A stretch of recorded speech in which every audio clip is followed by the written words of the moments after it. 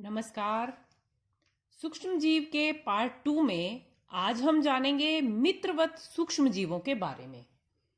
सूक्ष्म जीव हमारे लिए बहुत से कार्यों को करते हैं, इसलिए इन्हें हम अपने मित्र भी मान सकते हैं। बहुत से स्वादिष्ट खाद्य पदार्थ सूक्ष्म जीवों की मदद से बनाए जाते हैं। पर्यावरण को स्वच्छ रखने में भी ये अपना योगदान देते हैं। बहुत सी औषधियां बनाने में भी इनका उपयोग किया जाता है। यहाँ तक कि ये खेत की मिट्टी की उर्वरता बढ़ाने में भी योगदान देते हैं। तो हुए ना ये हमारे मित्र।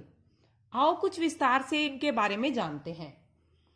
खाद्य पदार्थों के निर्माण में इनकी क्या भूमिका रहती है, इसे पहले विस्तार से जानते हैं।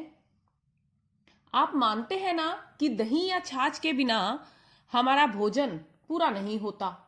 दूध का दही में बदलना,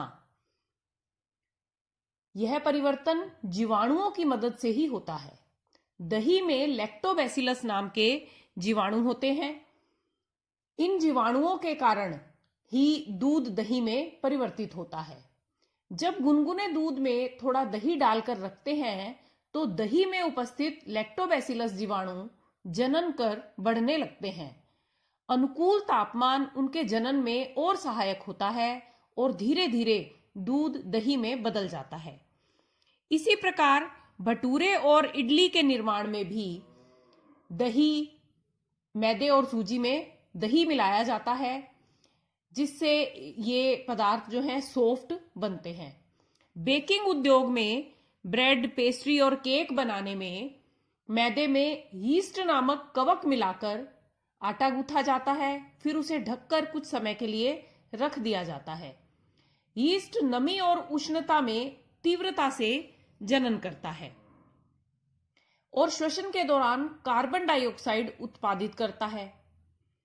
गूंथे हुए आटे का आयतन इस कार्बन डाइऑक्साइड के कारण बढ़ जाता है और यह गैस बुलबुलों के रूप में इन खाली स्थान में फिट हो जाती है, जिससे ब्रेड, पेस्ट्री और केक बहुत ही सॉफ्ट बनते हैं। इस तरह आटे को यीस्ट डालकर सॉफ्ट बनाना खमीर उठाना कहलाता है। अब हम जानेंगे सूक्ष्म जीवों के वाणिज्यिक उपयोग के बारे में। सूक्ष्म जीवों का उपयोग ना सिर्फ इन खाने पीने की वस्तुओं में होता है, बल्कि कुछ ऐसे पदार्थों के निर्माण में भी इनका उपयोग किया जाता है जिनका बड़े पैमाने पर व्यापार होता है, जैसे अल्कोहल, शराब और सिरका उत्पादन। इनके उत्पादन में भी सूक्ष्म जीवों की भूमिका अहम होती है। शराब, बियर और सिरका के उत्पादन के लिए जौ, गेहूं, चावल या फलों के रस में यीस्ट मिलाकर कुछ दिनों तक रख दिया जाता है। यीस्ट रसों में उपस्थित जटिल कार्बनिक यौगिकों को सरल यौगिकों में बदल देते हैं, उन्हें विघटित कर देते हैं।